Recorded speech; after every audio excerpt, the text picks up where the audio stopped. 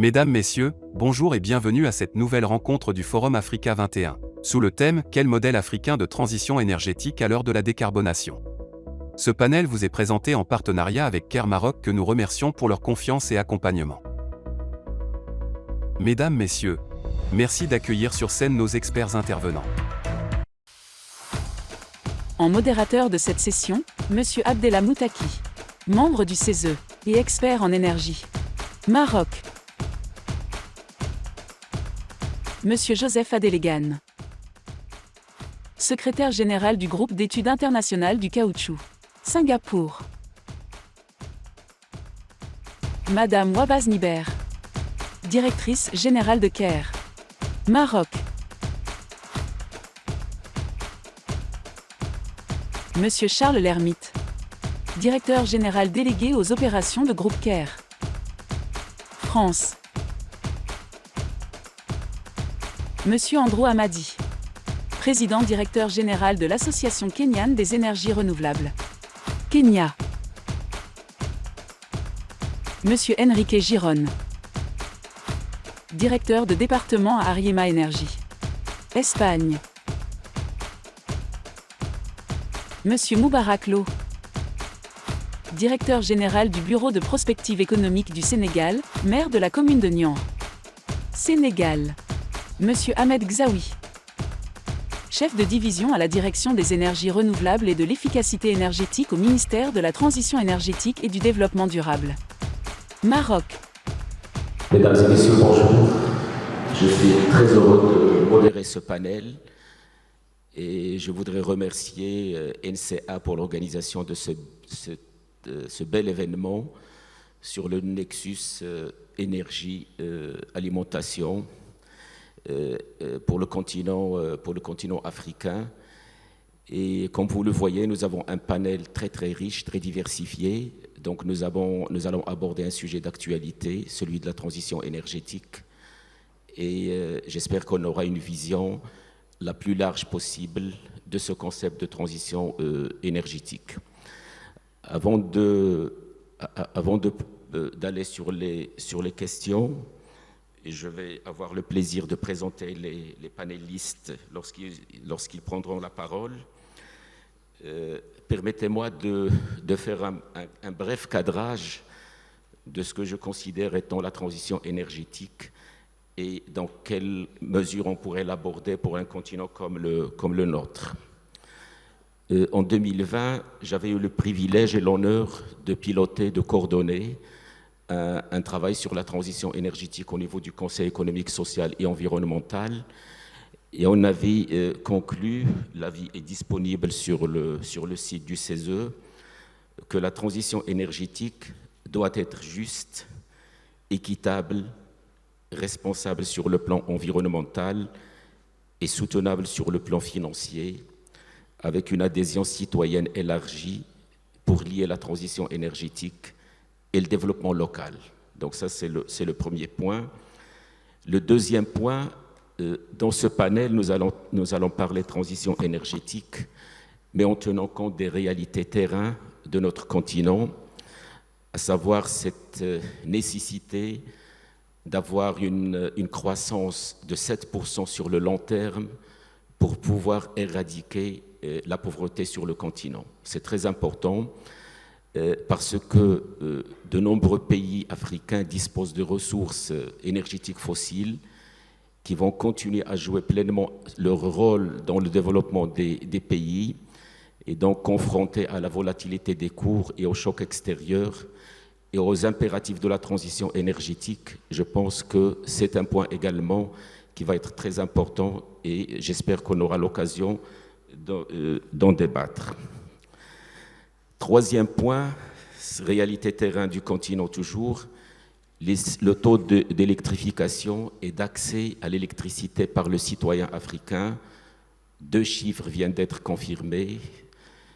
600 millions d'Africains n'ont pas accès à l'électricité et 900 millions ne disposent pas de moyens, de combustible et de technologies propres pour la cuisson. Et pour cadrer ces trois points, le continent africain dispose d'un potentiel énergie renouvelable presque illimité, pour reprendre le terme d'un institutionnel de la Banque africaine de développement, avec un potentiel, avec une capacité solaire de 10 terawatts, une capacité en hydroélectricité de 350 gigawatts. On a parlé hier des barrages, et le projet du grand barrage Inga sur le fleuve Congo, avec ses 3500 gigawatts, est un projet phare des 14 projets de l'agenda 2063 de l'Union africaine. Il y a aussi l'éolien, 110 gigawatts, et la géothermie, 15 gigawatts, normalement dans la zone du Rift africain, sur la partie de au niveau de la Corne de l'Afrique. Mais quand on va examiner la transition énergétique, on va aller au-delà de la partie renouvelable, parce que l'Afrique également dispose d'un potentiel minier très important, donc des minerais qui sont liés directement à la transition énergétique à l'échelle mondiale. Le cobalt, 65% des réserves sont détenues par la RDC. Il y a également du cuivre, deuxième producteur après le Chili. Les ressources également en nickel et en lithium qui commencent à être découvertes. Donc la question de la transition énergétique n'est pas seulement pour le continent africain, à mon avis, n'est pas seulement celle de l'électrification du mix énergétique et davantage d'énergie verte dans ce mix. Vraiment, c'est une question de développement, c'est une question également de valorisation des ressources naturelles, parce que quand on va faire de la transition énergétique dans les pays industrialisés, une grande partie des ressources naturelles, des minerais critiques ou stratégiques, va venir de l'Afrique. Donc il y a vraiment un élargissement du spectre par lequel on va aborder cette question. Et justement, c'est la première question que je voudrais poser de la même façon à tous les panélistes. Quelle est pour chaque panéliste la perception qu'il fait de la transition énergétique pour un continent comme l'Afrique? Et je vais donner la parole en premier lieu à mon ami Moubarak Lô, directeur général du Bureau de la prospective économique du Sénégal, mais qui est également maire d'une commune. Et donc je pense qu'on aura là un angle d'attaque très important, dans la mesure où on aura également l'impact sur les populations. C'est Moubarak, à vous la parole. Merci beaucoup, Monsieur le Président. C'est toujours difficile d'être un directeur général qui travaille avec le Premier ministre, mais également d'être un maire d'une commune rurale. Donc je gère une commune qui s'appelle Niomré, au nord du Sénégal, dans la région de Louga, qui comporte une cinquantaine de villages. Et chaque village est une commune en soi. C'est une population qui fait à peu près 40 000, et donc qui croît de jour en jour et qui a des besoins énergétiques. Aujourd'hui, la transition énergétique, c'est un impératif pour tout le monde, que ce soit les pays développés ou les pays en développement, parce que on a déjà suffisamment mis en exergue les dangers du changement climatique et de l'émission des gaz à effet de serre sur le développement, la qualité de vie, la santé, l'agriculture, tous les secteurs, la pêche. Dans tous ces secteurs, vous avez ces défis posés par les émissions de gaz à effet de serre. Et donc, tout le monde doit se mettre dans la transition énergétique. En même temps, l'Afrique, c'est un peu la prochaine frontière du développement. C'est le continent qui doit encore se développer, parce que même l'Asie a pris le train en marche. Et quand on dit développement, forcément, il y a la consommation énergétique. Il ne peut pas y avoir de développement sans hausse de la consommation énergétique. Si vous regardez les statistiques de la Banque mondiale, le continent africain est le continent qui consomme le moins d'énergie dans le monde, et qui a le moins de capacité énergétique. Si vous parlez à des investisseurs, s'il n'y a pas d'énergie, ils ne vont pas venir investir. Aujourd'hui, on peut faire des modèles économiques ou économétriques qui montreraient l'impact de la non-disponibilité d'énergie électrique dans les investissements ou dans l'industrialisation des pays.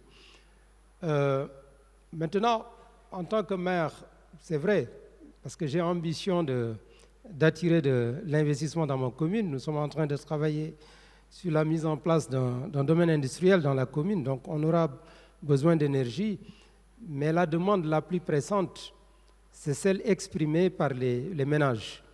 Dans ma commune, avant que je ne sois maire, j'ai commencé à intervenir, disons, depuis 4 ans. Pratiquement tous les villages étaient mal éclairés. Vous n'avez pas d'éclairage. Il y avait quelques villages qui avaient de l'éclairage public. Nous avons utilisé un éclairage solaire. Donc aujourd'hui, il n'y a pas un seul hameau, je ne parle même pas des villages. Quel que soit le hameau, vous allez trouver un éclairage solaire. Aujourd'hui, même en me réveillant, la première décision que j'ai prise, c'est de commander des lampes solaires parce qu'il y a un événement qui se passe dans un village samedi, c'est du concret, et donc il faut éclairer le village, sinon il n'y aura pas cet événement. Vous avez également l'accès à l'eau. Dans les villages, j'ai en face de moi mon ami et frère Abdoulaye Sen, qui a été directeur de l'hydraulique et qui a également dirigé plusieurs projets au Sénégal. Il ne me démentira pas. Beaucoup de villages n'ont pas encore accès à l'eau potable de qualité. Parce que si vous regardez les statistiques officielles, on va vous dire quasi 98% ou 97% d'accès à l'eau. Mais quelle eau? Dans ma commune, la moitié des villages ont encore de l'eau salée. Et donc la solution qu'ils trouvent, c'est de creuser des puits de 30 mètres jusqu'à 40 et quelques mètres. Mais pour sortir l'eau, jusqu'à récemment, ils utilisaient la main. Et donc la pénibilité. Quand je suis arrivé, j'ai fait le recensement, j'ai trouvé 14 puits. J'ai changé tous les puits avec un système de pompage solaire. Quand l'énergie électrique est disponible, je l'ai utilisée, mais la plupart des puits, j'ai mis des pompes solaires. J'ai également pris des puits que j'ai renforcés jusqu'à en faire des mini-forages jusqu'à 60 mètres. Et même là, j'ai un projet pour passer à 100 mètres pour pouvoir distribuer l'eau à tous les villages limitrophes. Donc c'est pour vous dire que les énergies renouvelables sont une solution irremplaçable pour ces villageois. Si vous allez au niveau des ménages, dans les villages, dès que la nuit tombe, les gens restent dans les maisons. Donc il n'y a plus de vie, parce qu'il n'y a pas de lumière. Ça aussi, c'est en train de changer. Non seulement on éclaire les rues du village, mais on a commencé à distribuer des kits solaires avec un système de pay as you go. Sauf que là, le pay as you go, au bout de quelques mois, ça vous appartient. Ensuite, c'est des prix subventionnés aussi. Donc ça permet c'est vraiment extraordinaire, à des ménages qui n'avaient pas l'électricité, d'avoir immédiatement l'électricité. Donc voilà autant de choses. Au niveau aussi communautaire, le gouvernement est en train de mettre en place aussi des mini-réseaux donc autonomes pour fournir de l'énergie. Il y a aussi des solutions hybrides. Il y a beaucoup de centrales aussi solaires qui sont en cours de mise en œuvre et des centrales éoliennes, dont celle de Taïbandiaï, parce que j'ai vu ça dans la plaquette, donc je les salue en passant. Et donc voilà, il y a tellement de choses à faire, en tout cas dans nos villages, pour leur fournir l'électricité à bas coût. Merci. Merci, mon cher Moubarak. Je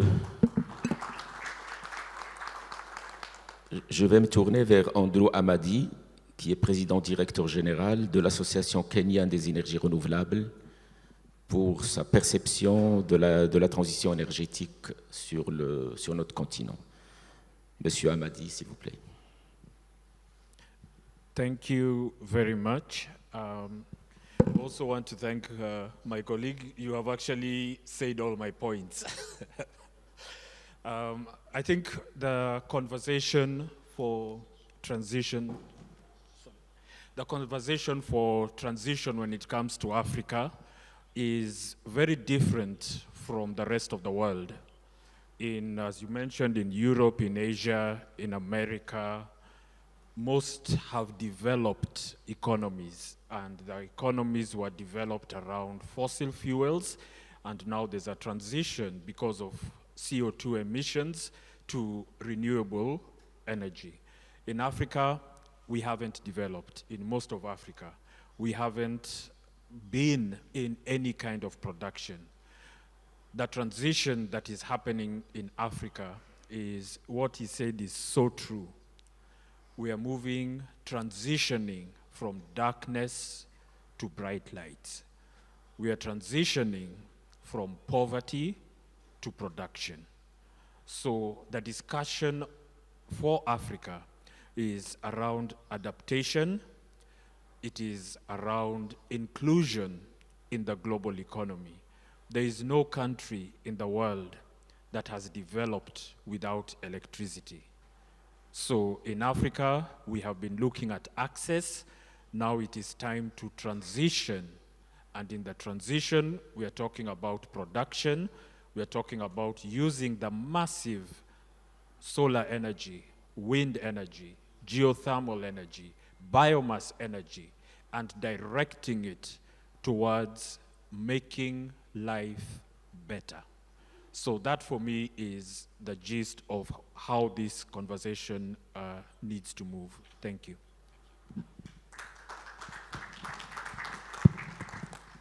Merci, Monsieur Hamadi. Je voudrais avoir maintenant l'avis de Kerr en tant que réalisateur de projets sur le terrain. Et l'intervention de Kerr va se faire en deux temps. D'abord, je voudrais donner la parole à Monsieur Charles L'Hermite, qui est directeur général, qui est arrivé hier soir. Merci d'avoir fait le déplacement assez tard. Et puis, dans un deuxième temps, je reviendrai vers Madame Znebar Wahba pour nous parler du cas Maroc. Donc, à vous la parole, Monsieur L'Hermite. Merci beaucoup. Alors, concernant CARE, juste quelques mots sur ce qu'est la société CARE aujourd'hui. Nous sommes un groupe mondial présent dans 22 pays, donc dans une quinzaine de pays européens, une très grosse présence au Brésil, et nous sommes présents également dans 7 pays africains. Donc, bien évidemment, je n'aurai pas la prétention de donner mon avis sur l'ensemble du continent africain que je ne connais pas suffisamment bien, mais je peux néanmoins vous illustrer 3 cas de figure différents, 3 opportunités telles que je les vois aujourd'hui, telles que se présente finalement le développement des ENR dans les différents pays dans lesquels nous nous trouvons. Premièrement, nous avons parlé de l'électrification. Il est clair qu'aujourd'hui, les énergies renouvelables présentent un potentiel pour pouvoir électrifier des zones qui ne le sont pas aujourd'hui. Et là, on part d'une page blanche. Les réseaux électriques ne sont pas existants. Et donc, on va fonctionner essentiellement avec du solaire, du stockage. Et ça va permettre de faire un développement totalement décentralisé. C'est sans doute l'opportunité la plus importante en termes d'habitants qui seront touchés par l'accès à l'électricité dans les années qui viennent. Le deuxième sujet, c'est le fait de disposer d'électricité peu chère. Le renouvelable, aujourd'hui, moi je le conçois comme une boîte à outils. Chez CARE, nous travaillons dans l'éolien onshore, offshore, le solaire, l'hydroélectricité, la production d'hydrogène vert et le stockage, batterie. Cette boîte à outils, elle nous permet, au cas par cas, pays par pays, site par site, de trouver le mix qui est adapté. Donc on va mettre de l'hydroélectrique et de l'éolien et du solaire et de la batterie. Donc il n'y a pas une solution qu'on peut développer sur l'ensemble du continent. Il y a en fait des milliers de solutions qui vont permettre d'utiliser les différentes technologies renouvelables. Et là-dessus, je pense qu'on va gagner essentiellement par l'axe du prix. On l'a dit tout à l'heure, l'Afrique a un gisement photovoltaïque incroyable, le meilleur au monde. Dans certaines zones, on a des gisements éoliens qui sont également incroyables. Et ça va nous permettre d'avoir de l'électricité à 25, 30, 35 euros le mégawattheure. Et donc de pouvoir disposer d'énergie abondante et peu chère. Si on veut donner l'accès au plus grand nombre, il faut surtout que cette énergie soit peu chère. Le troisième axe, c'est l'axe de l'export. l'Europe et l'Afrique ne sont pas si éloignées. Nous avons déjà des interconnexions électriques et gazières importantes entre le Maroc et l'Espagne, entre la Tunisie et l'Italie. Et je suis persuadé que l'Afrique peut devenir exportateur d'énergie, exportateur d'ammoniac vert, exportateur d'hydrogène, exportateur diméthanol et exportateur d'électrons verts. Donc ça va forcément se passer plutôt par le nord du continent, mais je suis également persuadé qu'en Tunisie, en Algérie, au Maroc, en Égypte, il y a des opportunités énormes d'export de cette énergie verte pour permettre de décarboner davantage la plaque européenne. Voilà les 3 grands axes aujourd'hui que nous avons identifiés et dans lesquels nous travaillons dans les 7 pays dans lesquels nous sommes présents aujourd'hui sur le continent. Merci. Merci beaucoup, monsieur l'ermite. Monsieur Joseph Adélégan, qui nous vient de Singapour, merci de venir de si loin. Vous êtes fondateur du réseau de recherche pour l'environnement et le développement économique. Vous êtes nigérian.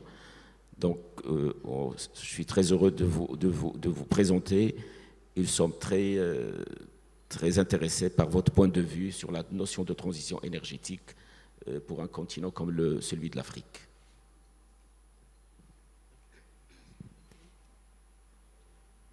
Thank you very much. I want to thank Africa 21 Forum for inviting me to participate in this meeting. When we talk about transition to low carbon development or transition to green growth or renewables, I would say that Africa has no option. It's no longer about the politics of climate change. We have no option than to transit. I'll give us some numbers. For example, currently, according to UNFPA, 55% of African population are rural. And it's by the forecast, by 2050, we're going to have 68% of African population that are rural. And if you're having currently 55% of the population that are rural, how do you serve these people? One way to serve them is through grid extension. Grid extension in most cases are not economically viable. The other option is through mini-grid. A mini-grid is a lesser cost option and is renewable. And the other way to serve them is through the isolated systems. So it's no longer about the politics of climate change. If you're going to serve 55% of current population, we have no choice than to adopt renewables. If you look at the current numbers, about 7% of the African population has energy coverage of more than 50%. The rest have less than 20%. Only in North Africa that you have a coverage of about 95% electricity coverage. And if you look at the total energy generated in Africa, it's less than 100 gigawatts. Out of the 100 gigawatts, about 25% are lost through distribution losses and through aged equipment. And look at the huge energy potential that we have in Africa. Just like the moderator has said the other time, Africa has about 10 terawatts of solar power. We have about 350 gigawatts of hydro, 110 gigawatts of wind. And we also have geothermal of about 15 gigawatts. So we have huge renewables opportunities. So it's very important at this point. If you look at even the total of all the energy usage in Africa, currently Africa uses 42% come from oil, 28% gas, and we have 22% from coal. Only 6% is hydro, and 1% from other renewable like geothermal. So if we are going to know about transition currently, it's about what we need to do to serve the rural population that we're dealing with. And the only way to meet this huge demand, these 55% that are unserved, is through decentralized energy systems. And the only way to do that is renewable. And in the next session, I'll be talking about how do you close the investment gap. Currently, we have African Union Agenda 2063, have this vision of having all population in Africa served with energy up to 90%. How do you achieve that? The current investment level in the African continent is about 8 billion per year.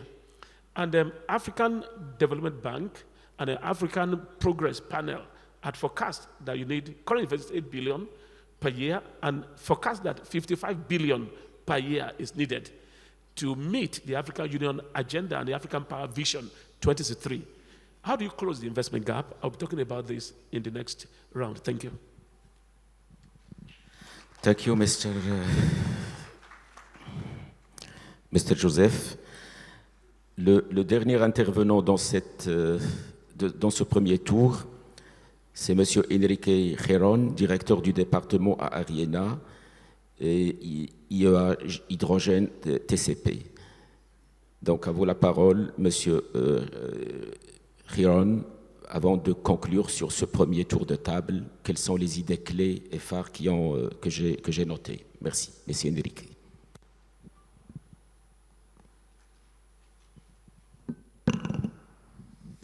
Hello, everybody. First of all, let me thank you for inviting us to this forum. I represent, although I work as a consultancy, through a consultancy company, I represent the International Energy Agency, and more specifically about the Hydrogen Technology Collaboration Program. And the agency was set up a long time ago because of the crisis that happened with the oil crisis. And now we are facing, to ensure that it never happened again. And now I think we are facing a similar crisis. And it's more an environmental crisis, but again, it's linked to energy. And this is one thing that we have to keep in mind. Everything is about energy. But energy linked to all of the other things around it. Energy linked to food, energy linked to water, energy linked to the welfare of the citizens. And although the rest of the country, and the good thing about being one of the last panelists is that everything has already been said, but although, as you can see, in other places of the world, things have already been developed, and we're locked into some infrastructures that are difficult to step away. Here in Africa, you have a great opportunity because this lack of development will allow you to have a fresh start and to focus this energy transition or energy development with a fresh mind. I said that the key thing, and I'm no one to talk about Africa, but the key thing is to ensure that the citizens have access to electricity. And as it has been said, this electrification will, of course, be helped through the existing grids, but it will also be done through small microgrids that you can do separately, or even autonomous projects, and that can only be reached through renewables. There is other things that will help, and there is a lot of renewables in field, not only solar, although Africa has one of the highest potential in solar, but also wind and hydraulics, but also biomass can play an interesting part. And of course, the problem about renewables has always been that the storage and the transition and turning that electricity into something else, because there are other sectors. And here, and I have to talk about hydrogen, hydrogen will also help this new energy vector that is not that commonly known, but it's parallel to electricity, will help also Africa to develop and also export the great potential of its energy production to other parts of the world that are really greedy and hungry for energy. So I think the transition is all about making sure that the global population reaches the electricity, reaches the energy, but also ensuring that you have energy vectors and an energy sector that allows you to reach everything in a green and sustainable way. Thanks. Merci beaucoup, Enrique. Donc, comme je l'ai dit au début, le panel va être organisé en 2 temps, et donc c'est avec l'accord de l'ensemble des panélistes. Donc, on a eu cette vision globale de la transition énergétique pour un continent comme l'Afrique. Il y a 4 points que je retiendrai. S'il y a un livre blanc qui va être fait par les organisateurs, moi je crois que c'est 4 points qui me paraissent importants.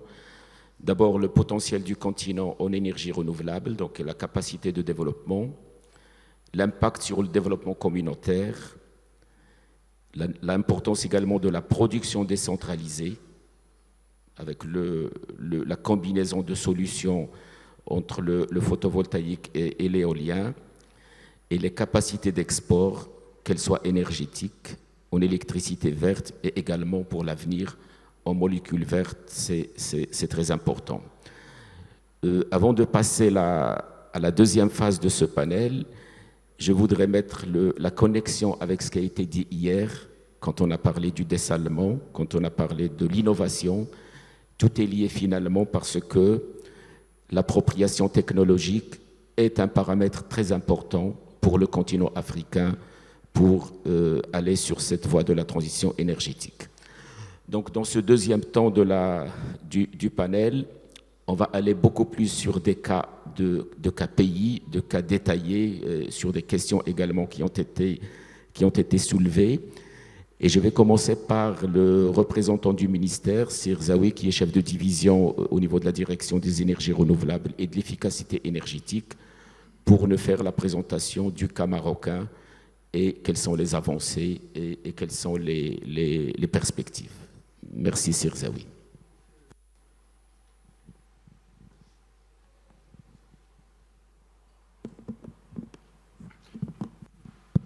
Bonjour tout le monde, donc merci Monsieur le Moutaki pour l'introduction. Donc je suis ravi d'être parmi vous aujourd'hui pour vous présenter un petit peu le modèle de la transition énergétique marocaine qui a été entamé depuis 2009. Et je tiens également à remercier les organisateurs pour l'invitation qu'ils ont bien voulu adresser à notre ministère. Donc, comme j'ai dit, le modèle de la transition énergétique marocaine a été entamé depuis 2009, où le contexte économique a été marqué par un rythme de croissance très soutenu de l'ordre de 6 à 7%, et le secteur de l'énergie a été tiré par la mise en place, sous l'orientation de Sa Majesté le Roi, de plusieurs plans de développement économique, notamment le plan Maroc vert, qui a donné ses fruits aujourd'hui, le plan Azur pour le tourisme, le plan d'émergence industrielle, etc. Également le développement urbanistique qui a marqué cette période-là. Donc cette période a été marquée par un besoin en énergie très, très énorme, et vu que le Maroc dispose d'un potentiel énorme en énergie renouvelable, notamment l'énergie solaire, 6,5 kWh par mètre carré et une irradiation presque toute l'année, 365 jours, un potentiel énorme en éolien, 25 000 mégawatts à 40 mètres de hauteur, et également le potentiel hydrique. Donc, sous les hautes orientations de Sa Majesté le Roi, que Dieu l'assiste, le Maroc a mis en place la stratégie énergétique qui est basée sur la montée en puissance d'énergie renouvelable pour un petit peu exploiter ce potentiel énorme et assurer la sécurité d'approvisionnement du pays. Également, l'efficacité énergétique qui a été érigée en priorité nationale pour inciter les ménages, les industriels à économiser de l'énergie. Donc le principe, le kilowattheure le moins cher et le kilowattheure le non consommé. Donc dans cette idée, des dispositions ont été mises en place en vue de réduire la consommation énergétique. Également l'intégration industrielle, l'intégration régionale du système électrique marocain avec l'Europe, et également la préservation de l'environnement à travers la mise en place des principes de la durabilité et d'écologie au niveau national. Donc cette stratégie énergétique a été déclinée en programme avec des objectifs bien définis.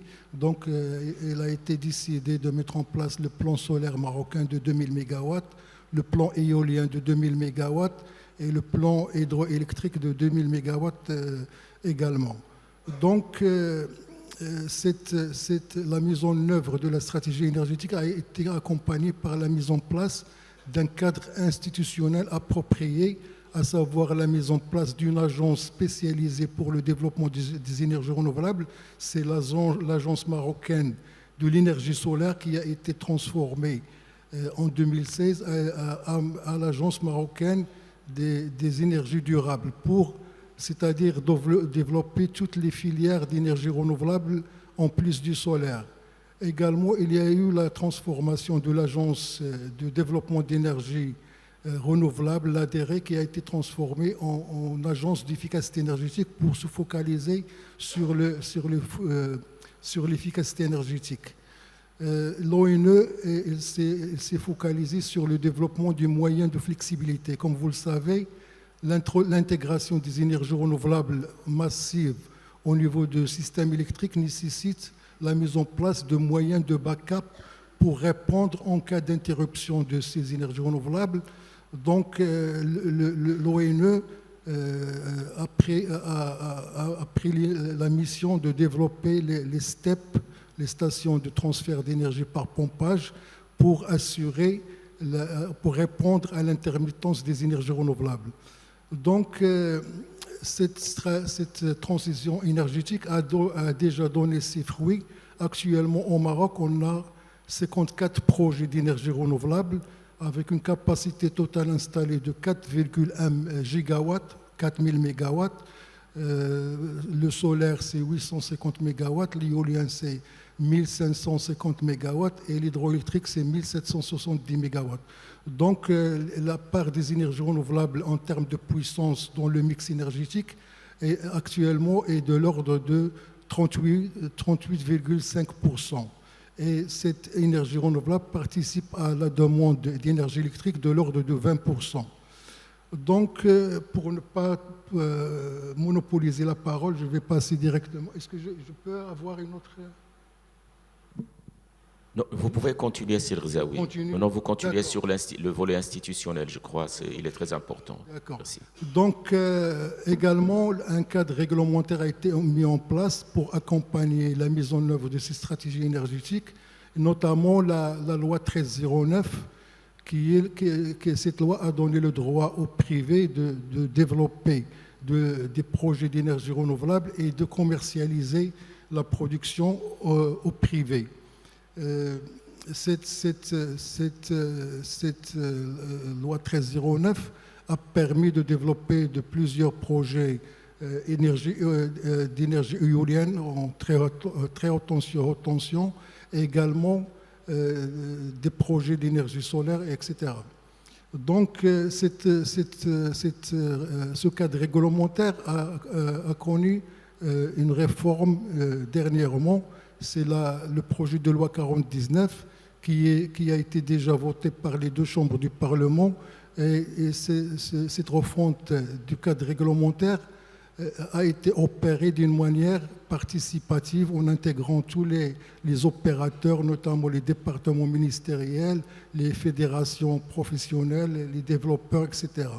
Donc, la loi 4019 qui sera publiée très prochainement, c'est-à-dire va apporter quelques nouvelles dispositions, notamment la publication de la capacité d'accueil du réseau. Donc, comme vous le savez, la capacité d'accueil, ça permettra de donner une visibilité aux investisseurs pour intégrer leurs projets dans le réseau électrique national. Également, un principe de transparence qui concerne les frais système et les frais de transport de l'énergie électrique dans le réseau de transport. Comme vous le savez, ces tarifs ont été fixés arbitrairement par l'opérateur national. Actuellement, c'est l'autorité nationale de régulation qui va fixer d'une manière transparente ces tarifs pour qu'il n'y ait pas de discrimination pour les développeurs. Également, un autre principe très important, c'est le stockage. Le projet de loi 4019 va permettre aux développeurs de développer des moyens de stockage pour remédier à l'intermittence et pour exploiter ces moyens de stockage. Merci. Sirzaoui, merci. Est-ce que vous pouvez nous dire un mot sur les coûts aujourd'hui de production, notamment sur l'éolien qui sont très compétitifs aujourd'hui, et puis cette politique d'adosser le dessalement aux énergies renouvelables? Merci pour la question. Donc, les coûts actuels, le projet éolien intégré de 850 MW, dont le tarif a été fixé, je pense, à 6 centimes par kilowattheure. Donc, c'est le moindre coût à l'échelle internationale. Et votre deuxième question, c'est oui, par kilowattheure. La deuxième partie de la question, c'était la décision du Maroc, l'orientation du Maroc d'adosser le dessalement aux énergies renouvelables, notamment à Agadir ou dans les provinces du Sud. Donc, suite aux orientations de Sa Majesté le roi Mohamed VI, qui suit étroitement ce dossier des énergies renouvelables, Sa Majesté a donné ses instructions pour adosser à toutes les stations de dessalement des unités de production d'énergie renouvelable pour remédier un petit peu c'est-à-dire, vu que le tarif compétitif des énergies renouvelables, actuellement, le premier projet de Dakhla a été autorisé par le ministère et un autre projet est en cours de développement, le projet du Grand Casablanca Stade, il est en cours de préqualification et sûrement le coût le plus compétitif, c'est l'éolien au Maroc actuellement pour développer les énergies renouvelables. Merci. Merci beaucoup, Sir Zawi. Madame Wahba Znibar, directeur général de CARE Maroc, après avoir eu l'avis de l'intervention de M. Charles Lermite à l'échelle du continent africain, je vous donne la parole pour nous parler de vos projets au Maroc. Merci beaucoup. Je vous remercie. Je félicite Newscom Africa pour l'organisation de cet événement. Donc, pour parler de CARE Maroc, concrètement, comment on participe à la transition énergétique de notre pays, c'est tout simplement en proposant de l'électricité verte aux industriels au Maroc. Il y a plusieurs manières de proposer cette électricité.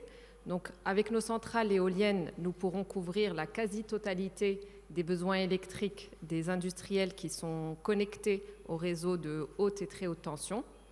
Avec des centrales solaires que nous raccorderons au réseau moyenne tension, on pourra couvrir jusqu'à 50% des besoins électriques des industriels qui sont connectés en moyenne tension. Et en parallèle, pour les industriels qui veulent avoir leur propre installation, nous les accompagnons dans leur transition énergétique en finançant une centrale solaire sur leur site. Ça a été le cas, par exemple, de Nestlé à El Jadida, de Nexans Maroc à Mohamedia, de Safran Nassel Morocco. Ces projets ont permis à CARE d'asseoir sa crédibilité, de démontrer les standards de CARE au Maroc. Et ces industriels nous ont retémoigné leur confiance, d'ailleurs, dans le cadre d'extension de leurs projets. À travers ces projets, donc, aujourd'hui, ces industriels peuvent couvrir jusqu'à 25% de leurs besoins avec une centrale sur site et pourront très prochainement, grâce donc à tous les efforts déployés par le ministère de l'Énergie, compléter leur fourniture d'électricité verte avec une électricité verte qui provient du réseau. On a plusieurs projets qu'on développe dans le cadre de la loi 1309 qui va bientôt être amendée par la 4019 et on remercie fortement le ministère pour ces changements-là qui vont en effet nous donner plus de transparence pour nos investissements et voilà, la capacité d'accueil aussi va être très importante, nous donner de la visibilité. Donc dans ce cadre-là, nous on prépare cela depuis un moment et très prochainement, nos projets solaires verront le jour. On pourra enfin fournir cette électricité verte aux industriels qui l'attendent depuis un moment. Et peut-être un mot aussi, nous participons aussi, nous accompagnons les associations telles que le cluster ENR, les fédérations aussi professionnelles qui œuvrent activement au développement d'une filière compétitive en mesure de répondre aux objectifs de la stratégie nationale. Aujourd'hui, il y a aussi le ministère de l'Industrie qui fait en sorte de créer un écosystème industriel autour des énergies renouvelables. Donc, avec tout ceci, on a hâte de participer encore plus activement à la transition énergétique du Maroc. Et peut-être un petit mot aussi sur l'opportunité, qui peut être aussi une contrainte, de la taxe carbone. Aujourd'hui, avec certains secteurs, on a pu voir que la taxe carbone pouvait impacter leur coût de revient jusqu'à 25%. Ça va impacter directement leur compétitivité. Et aujourd'hui, on a la chance au Maroc, donc grâce aux gisements solaires considérables et le gisement éolien de qualité que nous avons, d'avoir des énergies vertes compétitives. Et non seulement les industriels ici peuvent décarboner avec une électricité verte moins chère, et aussi le Maroc peut jouer là-dessus pour attirer des investissements étrangers. Ça permet aux industriels de sécuriser leur approvisionnement énergétique, surtout dans ce contexte d'instabilité aujourd'hui inflationniste dans lequel on vit. Et ça peut être nous voyons qu'au Maroc, les énergies renouvelables peuvent être réellement un moteur économique du pays. Merci. Si vous permettez juste un petit complément à ce qui a été dit par Madame Znebar. Donc, dans le cadre de la décarbonation, effectivement, plusieurs projets ont été autorisés par le ministère, soit dans le cadre de la loi 1309, deux projets sont déjà en service. Également, dans le cadre de l'autoproduction, plusieurs projets ont été autorisés. La semaine dernière, Madame la ministre a signé une vingtaine d'autorisations dans le cadre de l'autoproduction. C'est pour permettre aux industriels de décarboner leur production et pour faire face à la taxe carbone aux frontières qui sera appliquée très prochainement. Également, une disposition très importante qui a été, j'ai oublié de la citer, qui a été introduite dans le projet de loi 4019, c'est le certificat d'origine. Donc, cette disposition va permettre à l'administration de délivrer un certificat d'origine qui prouve que la production est de sources renouvelables, donc qui peut être présentée aux clients c'est un acte pour démontrer un petit peu que le produit est décarboné. Merci. Merci Sirzaoui. Merci Madame Wahba Znebar pour les informations que vous avez communiquées. Et merci aussi d'avoir parlé de cette question de la taxe carbone. J'avais prévu de l'aborder avec M. Badr Ikken, qui est vice-président de la commission économie verte au niveau de la CGEM, mais malheureusement, M. Ikken a eu un empêchement de dernière minute et vraiment il présente ses excuses de ne pas pouvoir être parmi nous. Effectivement, il y a la taxe carbone, il y a le Green Deal européen, la neutralité carbone à échéance de 2050. Il y a également ce qu'a vient de préciser M. Rzaoui en termes de certificat d'origine. Et je pense que toute cette convergence avec l'ouverture de la production à la moyenne tension constitue aujourd'hui d'importantes inflexions dans notre système énergétique et puis également sa relation avec les clients du Maroc et demain ceux du continent africain. Alors je reviens vers le professeur Joseph Adelegon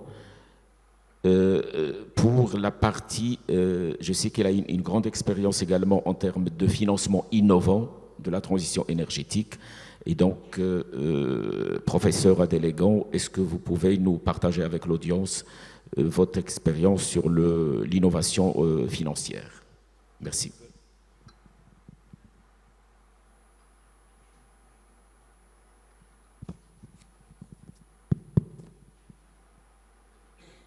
Okay, thank you very much for the second round of intervention, Mr. Moderator.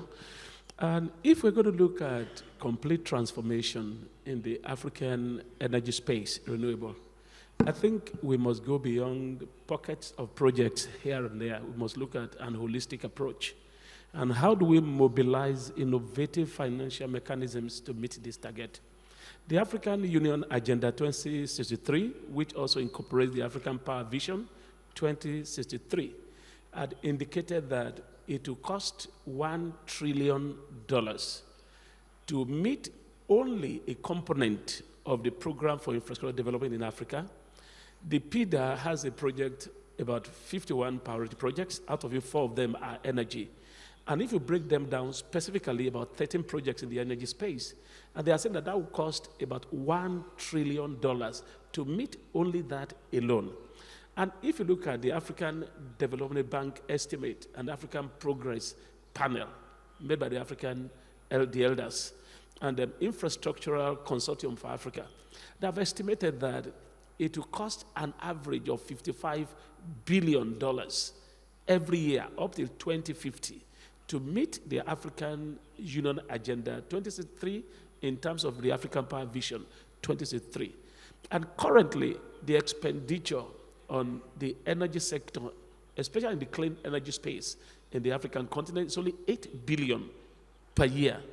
And we are talking of 55 minus 8 billion from now till 2063. That's a lot of funding.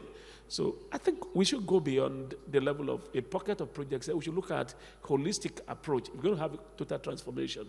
How do we cope with the financial gap, with the gap in financing this energy sector in terms of clean energy to achieve this transition we're talking about? I think we should begin to look beyond a pockets of funding here and there from development assistance. That is not going to lead to total transformation. We should begin to look at innovative financing mechanisms. Over the time, we've had funding from development finance institutions all over Africa. African Development Bank is doing a lot on the African energy deal. We have ECOWAS Bank for Investment and Development. We have East African Development. We have a couple of DFI all over Africa that are doing quite a lot of intervention in the energy sector.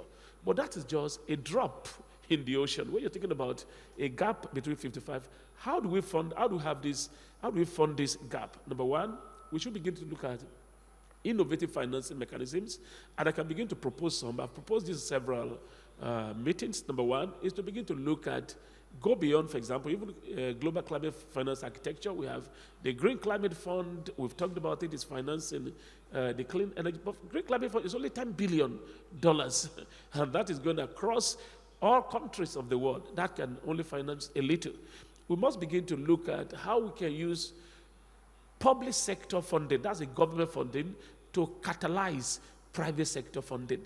To achieve this huge gap will be done by private sector. It can't be done by government. Government all over Africa have a lot of things to cope with. As we are recovering from Ebola in some countries of Africa, we're having COVID-19. So the funding is not there. So number one, we must have private sector, public sector funding to catalyze private sector investment. We must also look at other innovative financing mechanisms. For example, look at pension funds. There are about $22 trillion locked up in pension funds worldwide. We can begin to look at some of they can fund. These are funds that are put there for 35 years, for 40 years. We can begin to, how you can do what we call greening pension funds, how a component of the global pension funds can be diverted into green energy funding in Africa. We can't continue to complain and say Africa contributes only 3% to climate change. We must talk about the polluter pay principle. It's not going to help us because I've said earlier, about 55% of our population are rural. Apart from the green and pension funds, we have adaptation levy. A lot of private companies are in Africa. They are extracting our minerals. Apart from the royalty, we must begin to look at adaptation levy. Adaptation levy is different from the company they pay to individual countries. We can say 2% of their revenue, of their profit, can be used to fund what I call green adaptation levy. That's one of the ways to go. Or very recently, we're having these sovereign wealth funds coming up in several countries in Africa. We have Nigeria, sovereign wealth fund. Cote d'Ivoire is having sovereign wealth fund. A couple of oil giants in Africa have sovereign wealth fund, and a component of that funding do fund infrastructure. We can look at green sovereign wealth fund. The last one, we can look at green bonds, a couple of other innovative financing mechanisms. If we're going to close this infrastructural gap, 55 billion, 8 billion gap yearly up to 2063 to meet the African Union Power Vision 2063. Thank you. Thank you, Mr. Joseph Adelegon. Je vais, pour ce deuxième tour de table, je voudrais donner la dernière intervenant, M. Moubarak Lou, et puis après, je vais revenir pour une dernière intervention concise, je l'espère, des panélistes qui voudraient reprendre la parole. Monsieur Moubarak, je voudrais avoir votre avis sur l'importance de la coopération transfrontalière à travers l'interconnexion des réseaux électriques et la durabilité de ces interconnexions, durabilité notamment sur le plan environnemental. Je sais que vous avez travaillé sur cette question. Est-ce que vous pouvez nous éclairer sur son importance? Merci beaucoup. Comme la CGM est là, vous me permettez juste de dire un mot sur l'industrie et la décarbonation, parce que j'ai eu à travailler là-dessus. Effectivement, c'est fondamental pour les industriels d'entrer dans l'ère de la décarbonation, parce que vous avez le Maroc est dans une dynamique d'insertion dans l'économie mondiale avec les métiers mondiaux, et donc il y a beaucoup de PME qui pourraient être, disons, des sous-traitants, des multinationales. Mais dans le bilan carbone de la multinationale, on inclut aussi les sous-traitants. Donc le sous-traitant qui n'est pas en phase avec la décarbonation ne pourra pas être sous-traitant en gros. C'est un peu ça le challenge. Sur l'interconnexion, moi je viens de l'Afrique de l'Ouest où nous avons, par rapport aux autres régions africaines, quand même beaucoup d'avancées. On a même un institut, une agence, West Africa Power Pool, qui existe et qui fonctionne. Et le Maroc est même en train de se travailler pour pouvoir travailler dans l'interconnexion avec les pays de l'Afrique de l'Ouest, en passant par la Mauritanie. Parce que si on interconnecte le Maroc avec la Mauritanie, la Mauritanie est déjà interconnectée avec le Sénégal. Il y a certaines périodes de l'année où c'est la Mauritanie qui nous fournit de l'énergie au Sénégal. Et donc si on interconnecte Maroc-Mauritanie, Mauritanie-Sénégal, Maroc est déjà interconnecté avec les pays européens, on pourra avoir un grand marché de l'énergie qui partirait de l'Afrique de l'Ouest jusqu'en Europe. C'est dans les deux sens, parce que aujourd'hui on parle d'un grand projet qui est le gazoduc Nigeria-Maroc, passant par le Sénégal et la Mauritanie, qui sont des producteurs de gaz.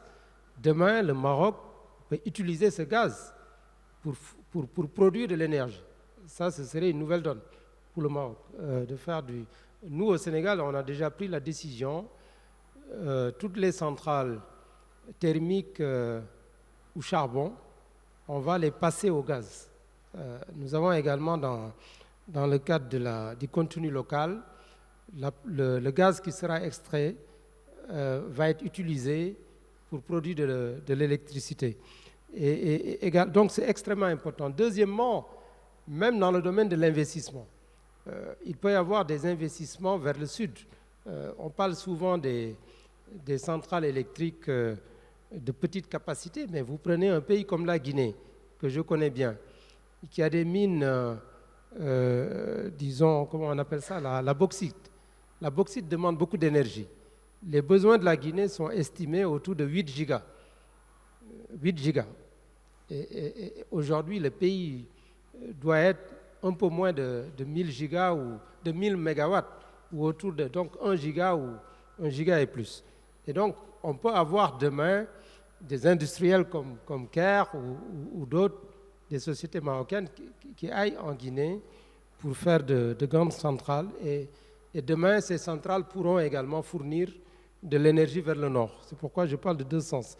Il y a aussi un grand potentiel en hydrogène vert en Mauritanie. Et c'est pour vous dire qu'au-delà du partage disons des réseaux, il y a un grand potentiel aussi de joint venture de l'ouest vers le nord. Merci beaucoup.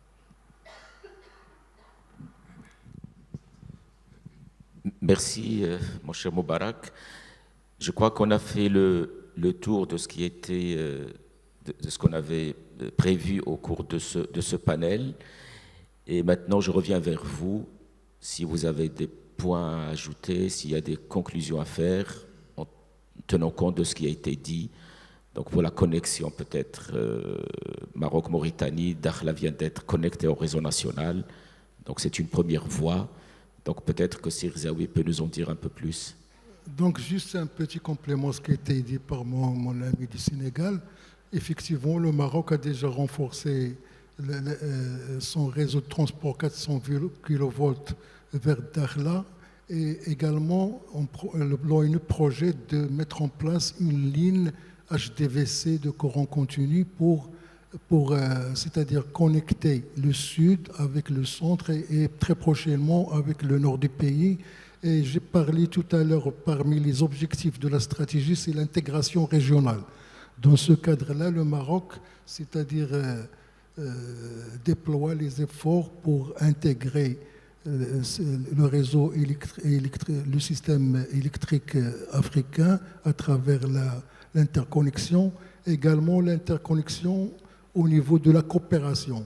Ce n'est pas une interconnexion, c'est-à-dire physique, mais le Maroc déploie les efforts pour renforcer la coopération sud-sud. Et l'ONU est déjà présent au Sénégal. Il a développé des projets d'électrification rurale, notamment par les énergies renouvelables. Et également, Mazen, il est déjà présent dans plusieurs pays africains à travers son expérience. Il fournit l'assistance technique, le développement du projet. Et on souhaite renforcer cette coopération pour qu'il devienne une coopération solide pour partager. Et le ministère, le Maroc est disposé à partager son expérience avec les pays africains pour une transition énergétique de l'Afrique, Inch'Allah. Merci. Merci Sirzaoui. Ce que vous dites rentre parfaitement dans le forum auquel nous assistons aujourd'hui. Et donc on le voit, c'est la vision du Maroc, vision royale dans le cadre d'un partenariat sud-sud. Et il y a une phrase que j'ai bien aimée au niveau de la fiche de présentation de ce panel, c'est comment permettre à l'Afrique de se développer sans compromettre ses responsabilités envers l'environnement, envers les communautés. Et c'est ce que nous avons essayé de clarifier au niveau de ce panel. Si vous avez, il y a encore quelques minutes, si vous avez vraiment une intervention laconique, concise, avant de donner la parole au public, à l'auditoire pour les questions. Juste une seconde, j'ai oublié de dire que dans ma commune, la moitié du réseau est géré par l'ONU. Donc il y a une filiale de l'ONU, Maroc, qui gère la moitié du réseau dans ma commune. Donc bienvenue aussi. Merci Monsieur Moubarak. Peut-être Enrique, vous avez une... C'est bon?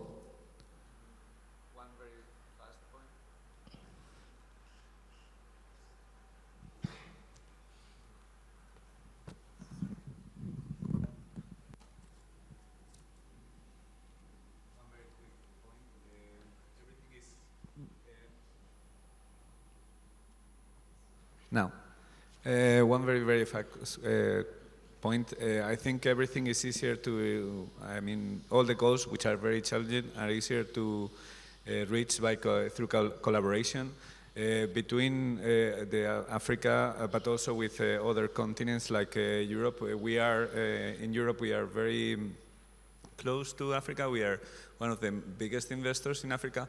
I think both economically, but also technically, through technology, it's easier to reach the common goal if we work together.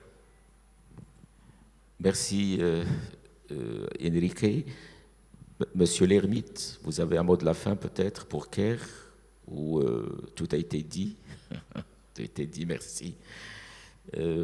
Monsieur Andro Amadi.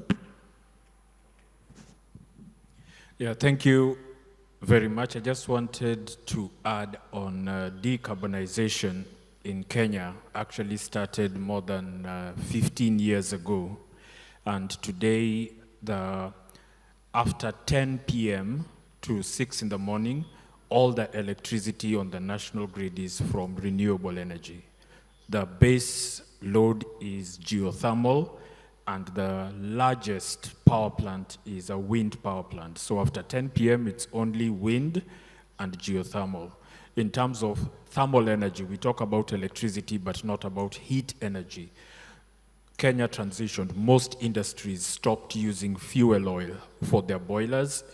Unfortunately, they switched to wood fuel, but it is a step towards decarbonization by finding sustainable sources of heat fuel. So we are almost there, maybe 75% transition, and if we substitute the wood fuel, then we can be able to achieve 100% of energy for production, maybe even by 2030. Merci Andrew, et je pense qu'on peut tous se féliciter de la maîtrise de la géothermie au Kenya. C'est un bel exemple de réussite. Madame Wahba Znibar, vous avez peut-être un mot sur les perspectives de...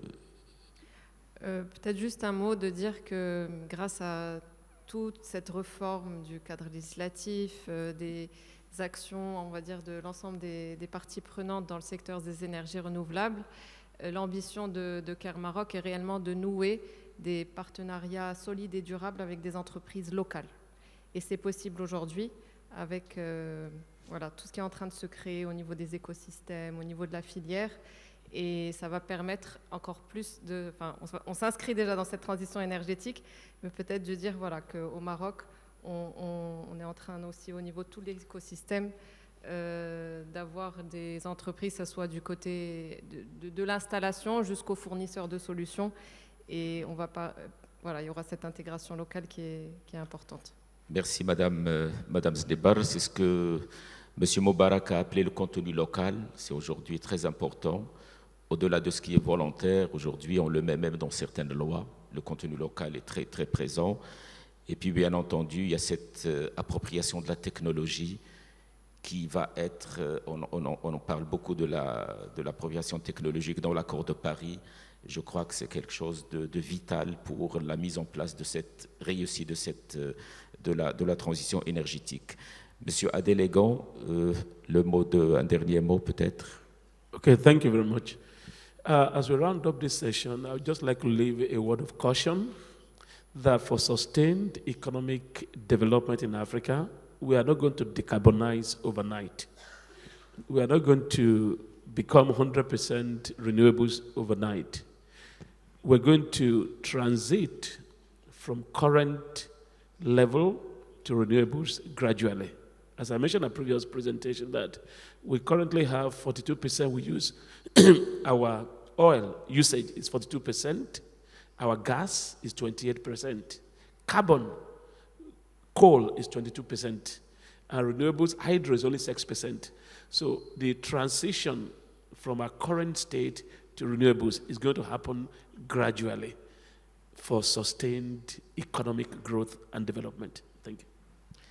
Merci, Monsieur Adelegan. C'est vraiment le défi qu'on a eu dans ce panel de parler transition énergétique, mais en tenant compte des réalités de l'Afrique et la nécessité de son développement. On va peut-être prendre quelques questions. C'est un sujet palpitant et donc je pense qu'il y aura des interrogations. C'est Diel.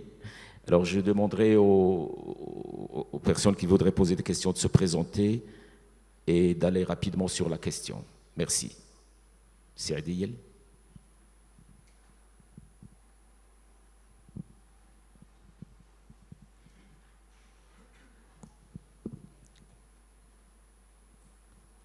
Bonjour, Adiel, ex-directeur et conseiller au ministère marocain de l'énergie, des mines, de l'eau et de l'environnement, présentement expert international en énergie, eau et environnement. Ce ne sont pas des questions, mais ce sont quelques commentaires peut-être et quelques orientations qui me semblent être importantes pour aller vers la transition énergétique de l'Afrique. Mais tout d'abord, je tiens à féliciter les organisateurs de ce forum très important avec des thématiques majeures pour le développement en Afrique. Je voudrais donc souligner quelques points. Lorsqu'on parle des problèmes de l'énergie en Afrique, on pense d'abord à l'accès. Effectivement, il y a beaucoup d'efforts encore à faire dans pas mal de pays dans ce domaine pour accéder à l'électricité et à l'eau. Bien sûr, on n'invente pas la poudre. Il y a des expériences réussies, notamment celle du Maroc, qui travaille déjà dans certains pays, dont le Sénégal. Et donc, il faut aller vers des approches participatives, comme celles qui ont permis au Maroc pratiquement de généraliser l'électrification du pays. En deuxième lieu, bien sûr, nous avons dit que le potentiel d'énergie renouvelable est très important.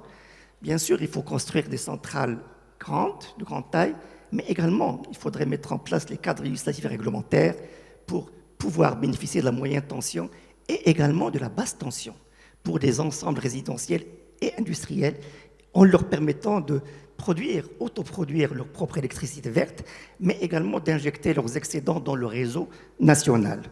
Un troisième point me semble être important. On n'en parle pratiquement pas beaucoup, mais c'est une des deux jambes de la transition énergétique avec les énergies renouvelables. C'est l'efficacité énergétique. En Afrique, bien sûr, nous consommons très peu d'électricité, mais nous avons la chance d'avoir peut-être cet effet tunnel. On démarre avec une page blanche, comme a dit monsieur. Donc il faudrait absolument, certains pays commencent à l'avoir, des programmes majeurs d'efficacité énergétique. Et là aussi, on n'invente pas la poudre, il y a des expériences réussies partout dans le monde. En quatrième lieu, l'Afrique s'urbanise d'une manière forte. Et avec tous les problèmes que cela suppose, tout est contrainte. Et on doit agir en matière de bon éclairage public performant, en matière de bâtiments économes en énergie, en matière de valorisation des déchets aménagés et également de mobilité. C'est un problème important, une question importante pour avoir un développement énergétique durable dans les villes. En dernier lieu, peut-être, pour tout ça, nos gouvernements doivent avoir des stratégies énergétiques claires, avec un bon mix énergétique, mais également avec une bonne législation et une réglementation, avec des organismes qu'il faut, l'aspect institutionnel est important, et avec un renforcement des capacités, dont notamment les métiers d'efficacité énergétique et d'énergie renouvelable, pour pouvoir attirer des investisseurs. Il faut avoir la plateforme pour ça. Donc les bonnes stratégies, les bonnes législations, les bonnes institutions et les bons agents compétents. En tout dernier lieu, bien sûr, ça a été évoqué tout à l'heure, c'est les marchés régionaux intégrés. Ça permet des échanges, ça permet d'optimiser les parcs. C'est en cours de bon développement en Afrique de l'Ouest. C'est peut-être un peu plus développé dans les pays d'Afrique du Sud. Il y a 5 régions en Afrique. L'Afrique de l'Ouest avance effectivement, mais c'est un aspect très important pour optimiser les parcs et les investissements énergétiques. Et merci.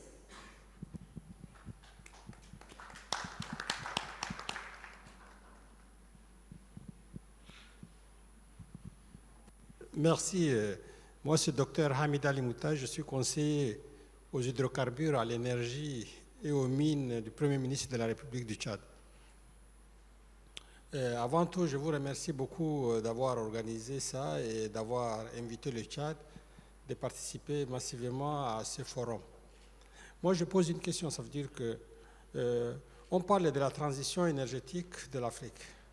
Mais vous avez donné des chiffres, ça veut dire qu'il y a plus de 600 millions d'Africains qui n'ont pas l'accès à l'énergie. Il y a 900 millions qui ne peuvent pas utiliser des appareils énergétiques. Et la majorité des pays africains ont leurs revenus à base de l'énergie fossile, ça veut dire que le pétrole, plus de 80% qui rentrent dans le budget de plusieurs pays de l'Afrique. Ça veut dire que si nous prenons le cas de l'Angola, du Nigeria, du Tchad, de la Centrafrique et tout cela. Et il faut souligner également que les majors, en général, ExxonMobil, Total, Chevron, tout ça sont en train de se désengager pour investir dans le domaine de l'exploitation des hydrocarbures. Et en plus, ils demandent de la décarbonisation pour nos produits. C'est un problème parce que nous n'avons pas de revenus pour donner de l'énergie à nos populations. Ça veut dire que le cas du Maroc, c'est un exemple, mais j'ai assisté à plusieurs réunions, que ce soit en Égypte, tout ça, ils ont commencé à utiliser l'hydrogène. Tout ça, mais ils ont pratiquement arrêté pour utiliser l'hydrogène.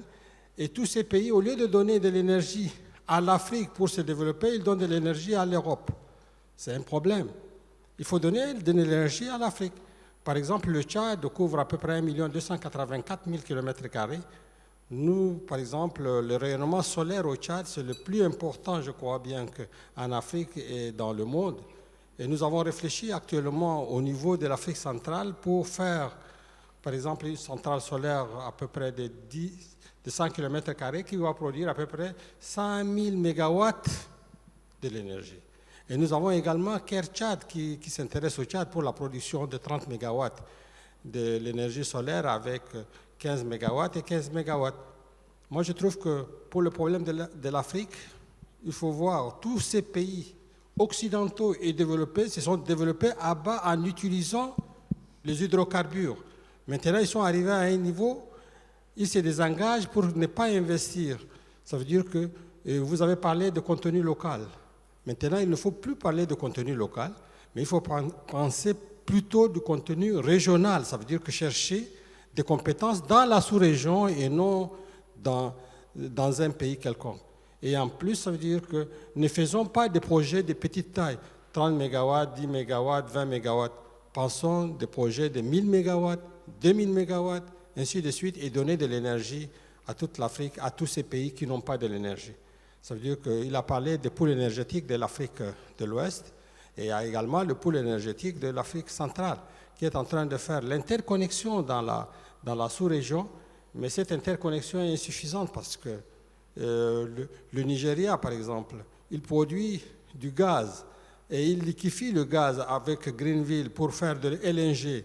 Au lieu de donner du gaz pour produire de l'énergie en Afrique, on envoie ces LNG en Europe pour donner de l'énergie. Et en plus de cela, pour terminer, l'Afrique en général, pour la pollution à l'effet de serre, nous n'avons que 3%. C'est insignifiant pour l'Afrique, 3%.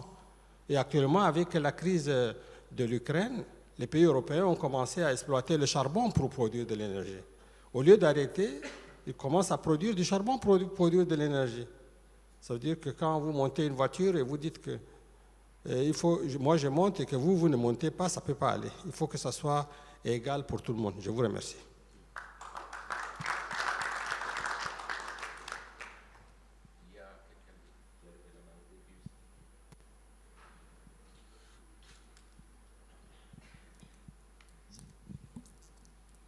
Hello everyone, my name is Ale Amorani.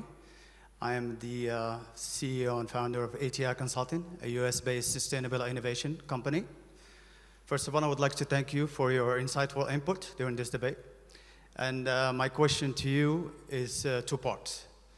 Number one, what do you think Africa needs to do for itself to successfully realize its green transition, knowing that we live in a world of growing geopolitical tensions that puts huge stress and constraint on the four key pillars of sustainability, such as the human capital, economic capital, social capital, and the environmental capital.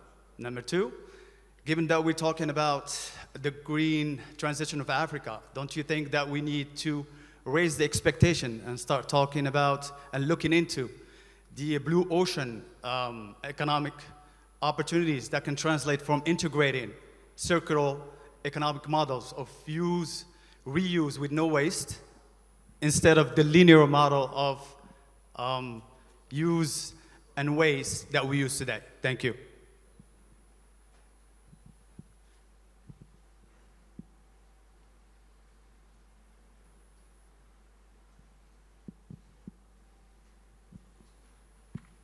Assalamu alaikum.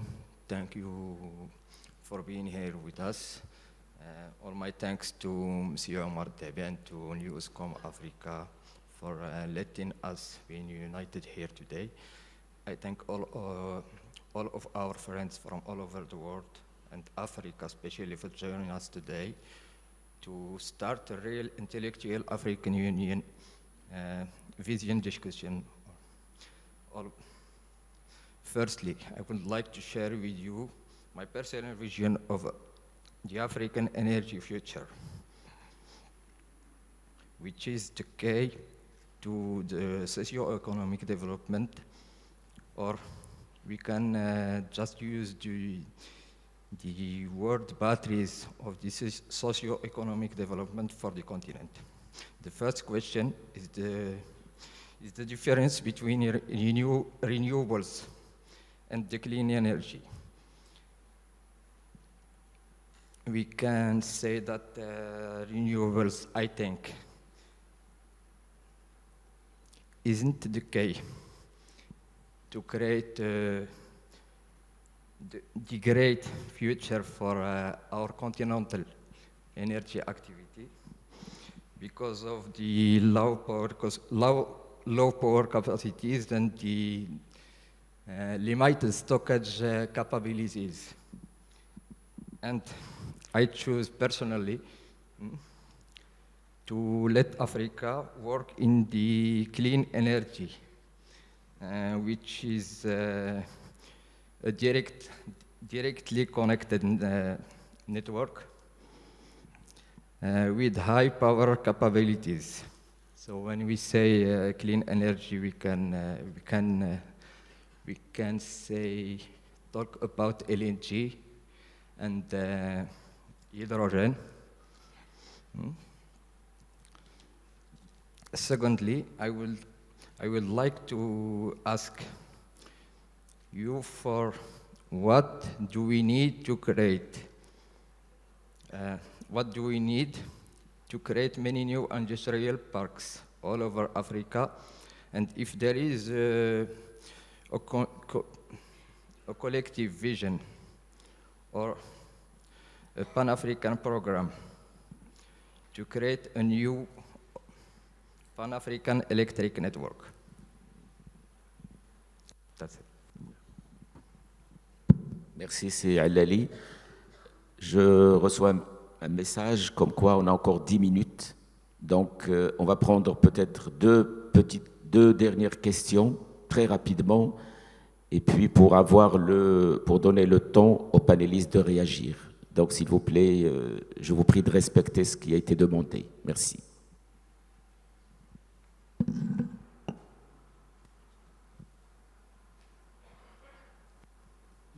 Bonjour, François Miras, France et Maroc maintenant. Depuis 2 jours de cette très belle manifestation, on parle de transition énergétique et surtout aussi sécurité alimentaire. Mais on passe sous silence ce qui, selon moi, va créer de graves dégâts, c'est la pollution de la mer. Tous les déchets en Europe, où on a pris quand même certaines décisions, et maintenant en Afrique, tous ces rejets en mer de plastique, etc., qui va créer des problèmes dans la chaîne alimentaire, dans le renouvellement des poissons. Et parmi les choses qui pourraient être peut-être une source d'emploi, c'est tous ces déchets, tout le traitement de ces déchets avec des petits métiers qui pourraient être revalorisés. Je voudrais un peu votre avis. Merci.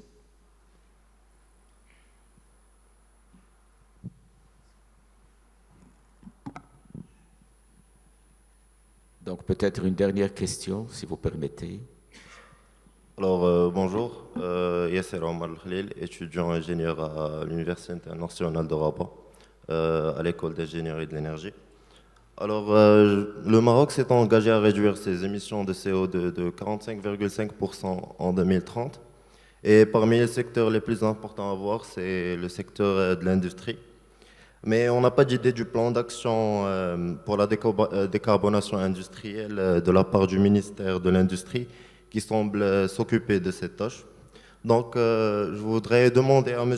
Lrzaoui si vous pourriez nous éclaircir les idées et nous dire si vraiment le ministère de l'Industrie travaille dessus et quelles sont les initiatives proposées par ce dernier. Merci.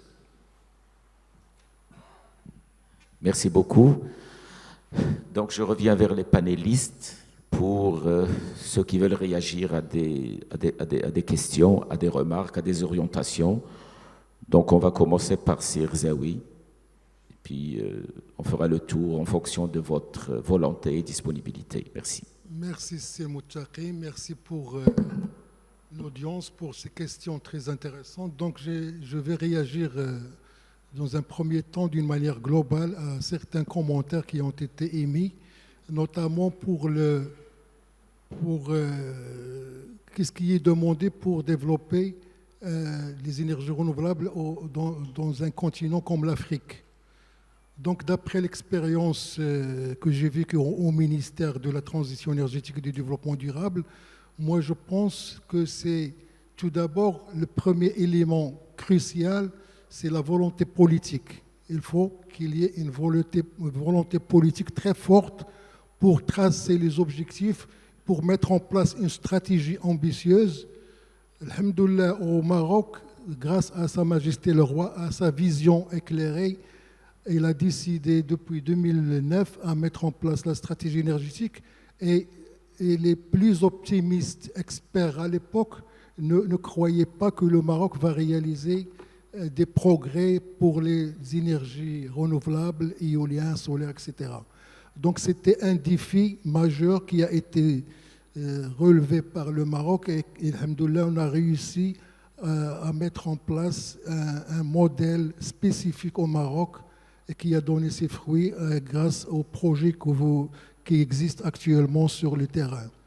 Également, pour un autre élément très important pour la réussite, c'est-à-dire une stratégie d'énergie renouvelable, c'est un cadre réglementaire attractif qui est avec des objectifs bien fixés et échelonnés sur le temps.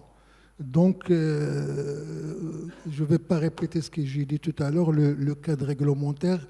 La démarche qui a été adoptée par le Maroc concernant le cadre législatif réglementaire, c'est d'aller et d'avancer petit à petit. C'est-à-dire qu'il ne faut pas dupliquer un modèle européen, par exemple le modèle anglais qui a ouvert tout le secteur électrique grâce au principe de l'unbundling. Le Maroc, on a essayé en 2006 à démultiplier cette expérience et ça n'a pas marché parce que le Maroc présente des spécificités locales on a adopté l'approche d'aller partiellement ou progressivement. On a développé dans un premier temps les projets connectés au réseau très haute tension et on a ensuite passé à la moyenne tension. Actuellement, le cadre réglementaire, c'est-à-dire il est là pour développer la moyenne tension. Et la basse tension, c'est le projet de loi de l'autoproduction qui va permettre aux particuliers, aux ménages, de mettre en place des solutions de production, notamment les panneaux solaires, etc. Un autre élément très important, c'est il y a certains leviers qui vont permettre à s'imprégner d'une stratégie énergétique, notamment le renforcement de capacités et la recherche et développement. Le Maroc, grâce à l'Institut de recherche en énergie solaire et énergie nouvelle, IRISEN, il a développé des solutions adaptées au contexte marocain et qui ont contribué à mettre en place un écosystème industriel pour produire un produit local made in Morocco. Donc voilà grosso modo les trois axes que je voulais bien traiter pour réussir une transition énergétique. En ce qui concerne la question est-ce que vous pouvez conclure, Syr Rizaoui, parce que je pense que je voudrais bien respecter les 10 minutes. D'accord. Juste une précision concernant la question sur la décarbonation. Effectivement, le ministère de l'Industrie et du Commerce et le ministère de la Transition énergétique, en collaboration avec l'ONE et le ministère de l'Intérieur, ont signé une convention pour l'accès des énergies renouvelables pour les zones industrielles.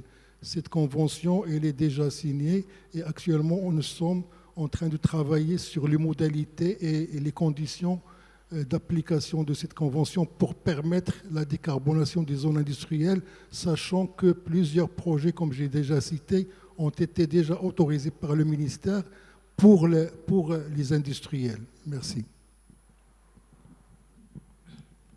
Oui, c'est Moubarak. Ouais, je voudrais réagir sur le recyclage du plastique. Parce que je suis dans un réseau qui organise tous les mois de juin ce qu'ils appellent Wave of Change. Ça se déroule à Biarritz. Et il y a des acteurs qui ont développé un projet sur la collecte du plastique dans les océans, les mers, et la transformation en pavés, en briques, et même en carburant. C'est possible de faire du carburant. Et donc, c'est des projets qui ne sont pas chers. Ça coûte autour de 40 000 € jusqu'à 300 000 €. Donc, éventuellement, si vous êtes intéressé, je pourrais vous connecter avec eux. Merci.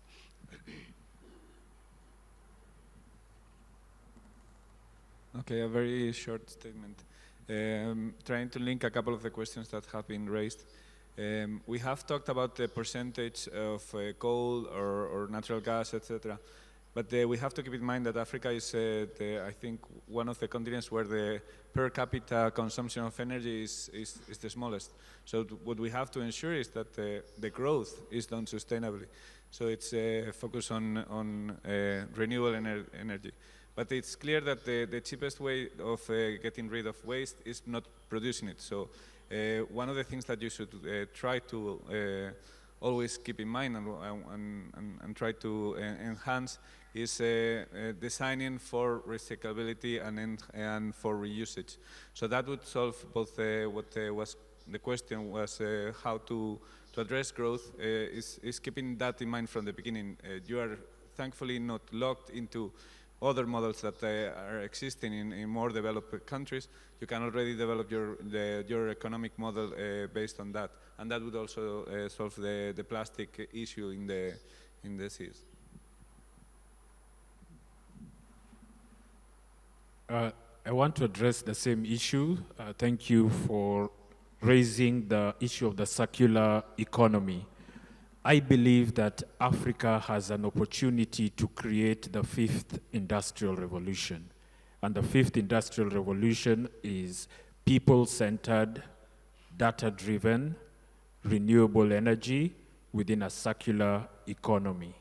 And the way that this is happening is that all the world's production ends up, a lot of it, being dumped in Africa. Electronic waste is the most complicated, and we can start to build the capacity using available resources to produce higher value items from the lowest value waste. We're doing it with plastics. There's a company in Kenya that is collecting plastic bottles on the beach and recycling them into the material for 3D printing using solar on the beach and producing spare parts for motorcycles using solar on the beach. So this kind of precision is now possible because of technology, and the key word is efficiency. The whole transition is about efficiency. I agree with my brother from Chad that decarbonizing doesn't mean stopping to use the resources that you have. By all means, use the natural gas, use the coal, use oil, but use them efficiently. When you do so, regardless of what you have, you get economic growth and you decarbonize more than just generating and wasting energy. Thank you. Alors pour ma part, moi je voudrais plutôt rebondir sur les différents thèmes que vous avez évoqués, l'eau, les déchets, l'agroalimentaire et l'énergie. Donc nous sommes convaincus que tous ces sujets sont extrêmement liés. Et je voudrais vous citer 3 exemples. En Tunisie, on a travaillé sur la base d'un FASEP et on a mis en place 250 kW de photovoltaïque flottant sur des réserves d'eau potable. Donc le photovoltaïque, c'est aussi une manière de limiter l'évaporation, préserver les ressources en eau potable et produire de l'énergie. Deuxième exemple, en France, en Espagne, en Italie, nous mettons en place des pilotes agrivoltaïques. De la même manière, l'énergie photovoltaïque peut être combinée à la production végétale. Le photovoltaïque protège la plante et on travaille sur des systèmes globaux. Ce n'est pas simplement une question de production d'énergie, c'est la production alimentaire, préservation de la ressource et production d'énergie. Troisième sujet, le sujet des déchets. Pour vous répondre, monsieur, nous, ce sujet-là, on le prend en main. On collecte, on trie, on valorise énergétiquement les déchets de la moitié de la ville de Londres. On essaye de le faire également à l'île Maurice et j'espère qu'on aura la possibilité de le faire dans d'autres capitales ou d'autres villes africaines dans les années qui viennent. Donc le traitement des déchets, c'est également un sujet énergétique, un sujet environnemental qui est indissociable du domaine des renouvelables et de la transition énergétique. Merci. Je vais peut-être rebondir aussi sur la moyenne tension. Aujourd'hui, c'est vrai que tous les industriels se sont impatientés. Et aujourd'hui, clairement, la moyenne tension s'est ouverte et très prochainement, ils pourront avoir accès à cette électricité verte et décarbonée. C'est vrai que l'attente, depuis 2015, le premier décret était sorti et chaque année, on se disait ça arrive, mais là, c'est concret. Concrètement, nous, on a déposé des dossiers qui sont en cours de traitement et très prochainement, on verra des centrales solaires sortir de terre pour approvisionner les industriels en moyenne tension. Et peut-être aussi citer pour la revente d'électricité, pour l'autoproduction aujourd'hui, tous les industriels qui veulent avoir leur installation sur leur site, ils pourront vendre le surplus d'électricité jusqu'à 20%. Donc ce qui pourra faire des aménagements pour tous les industriels qui ne consomment pas le dimanche, les 6/7, et ça viendra aider à la fois ces industriels et également pour avoir une couverture de leurs besoins plus importants. Merci. Thank you. Just one point on the concept of circular economy. I want to say that with respect to waste, lots of solid waste all over Africa that has become part of the cities. And I believe that there are technologies like landfill gas capture, that you can actually capture methane from this waste and use it to drive gas generators to produce electricity. It's a huge opportunity. So I think the concept of circular economy could be adopted with respect to our decarbonization, the 5 R's: reduce, reuse, recycle, renew, and regenerate. Thank you. Merci aux panélistes. Est-ce qu'il y a... D'accord. Parce que c'est mon ami de longue date et il a posé une question sur l'efficience énergétique. Effectivement, c'est un objectif même du développement durable des Nations Unies. Il faudrait peut-être, là je parle du ministère, en faire une obligation, toutes les entreprises d'une certaine taille, d'avoir un programme d'efficience énergétique avec une évaluation et avec un programme. En passant, mon propre fils est ingénieur en efficience énergétique à Lyon. Donc c'est un sujet passionnant. Merci Moubarak, merci à tous les panélistes. Je pense qu'on arrive à la fin de ce panel et je voudrais conclure par quelques mots de manière très rapide. Vous conviendrez avec moi que aborder un sujet multi-enjeux est très compliqué en 1h30. Donc je crois que les panélistes ont fait preuve d'une discipline pour respecter le temps et être pertinents dans leurs réponses. Et là, je voudrais les remercier chaleureusement. La transition énergétique telle qu'elle a été abordée par les panélistes, donc c'est une trajectoire, avec au cœur une question: quel mix pour répondre à l'urgence sans compromettre la responsabilité intergénérationnelle? C'est un débat, je pense, qui va rester, c'est un débat sur le long terme. Le cadre partenarial Nord-Sud a été souligné, mais surtout le cadre partenarial intra-africain Sud-Sud. Et nous avons tous vu au cours de la dernière réunion de l'Union africaine, le week-end dernier, l'importance qui a été accordée à l'accélération de la mise en place de la zone de libre-échange. Et quand on dit les CAF, on parle d'industrialisation de l'Afrique, échange intra-africain qui ne dépasse guère aujourd'hui les 3%. Et je crois que l'énergie se trouve au cœur de cette dynamique. Donc la nécessité de continuer à répondre aux impératifs du développement et des besoins des populations en allant, ça a été dit, vers la diversification économique, l'économie bleue, l'économie circulaire, les métiers de l'agriculture, le développement du capital naturel en général. Et je pense qu'il y a des exemples heureux à partager entre nous en tant qu'Africains. Donc en votre nom, je voudrais remercier les panélistes pour leurs interventions, pour la pertinence de leurs idées et réitérer mes remerciements et félicitations aux organisateurs de ce bel événement. Merci beaucoup à vous tous et toutes.